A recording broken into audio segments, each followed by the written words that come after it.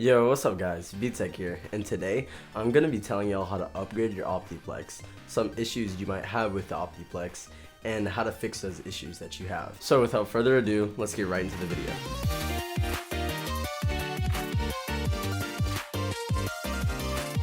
So if you haven't seen the first part of this video, make sure you check that video out before you go back to this video. I'll put a link in the description so you can watch it, and then you can come back to this video. Now, upgrading your boring old Optiplex into a viable gaming computer can seem pretty intimidating, but I'm here to walk y'all through all the steps that you need to upgrade it into a valuable gaming computer. So like I stated in the first part of this video series, the first thing that you're going to want to do is to upgrade your GPU. Now, what GPU you get depends on what you're going to be doing with your computer. If you're going to just be doing some gaming on medium to high settings, a GTX 1660 will do fine. Now, if you're more on the AMD side of things, I'll get an RX 580.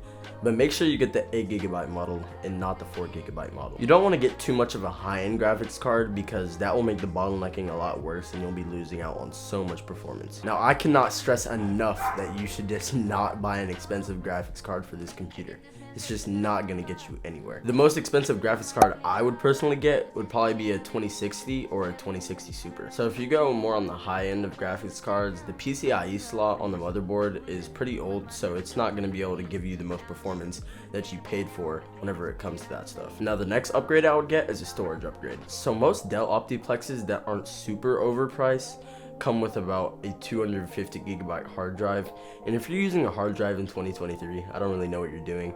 Everybody just really needs to have an SSD because of the speeds, and it's more reliable. It won't break down because it's not mechanical. Back whenever I was building my first Optiplex, a 250GB SSD cost about $50, but now it costs only like $19. I'm gonna put up the picture of the one that I bought, and that one's really cheap and it's really affordable. Now sadly, the motherboard in the Dell Optiplex does not support M.2 drives, so you won't be able to get the best of the best whenever it comes to read and write speeds, but anything's better than a hard drive, so just get an SSD. So the next thing I wanted to talk about is some issues that you might come across whenever upgrading with the Dell Optiplex. So whenever you open the case, there's going to be a really large hard drive cage. Now, the reason that this is an issue is because it takes up so much space in the case, which is pretty obvious.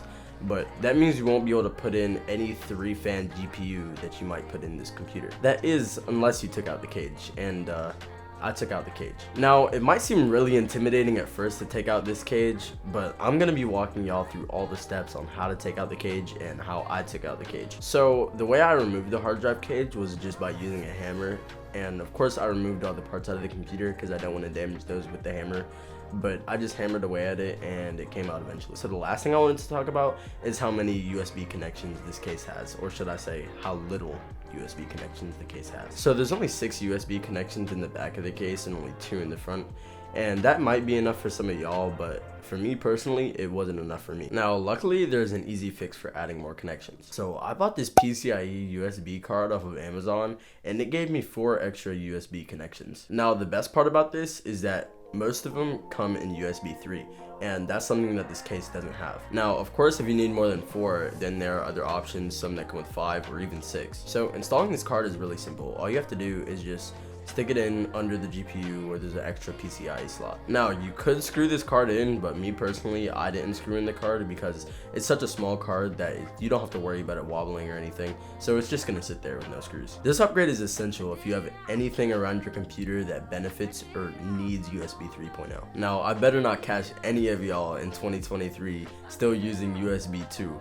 Because with how easy it is to get USB 3 now, there's just no excuses. Now, I just want to touch on this last point briefly, and that's of course that this PC doesn't have Wi-Fi connectability. But this is just another issue that can just be easily solved by getting a Wi-Fi USB adapter. I'm going to put on screen now the one that I got if you're actually interested in buying it. Thank y'all for watching this video. Make sure to like and subscribe and turn on those post notifications so you never miss whenever I upload a new video. If you have any questions about anything in this video, just leave them in the comments below and I'll read all the comments. I'll catch y'all later. Peace out.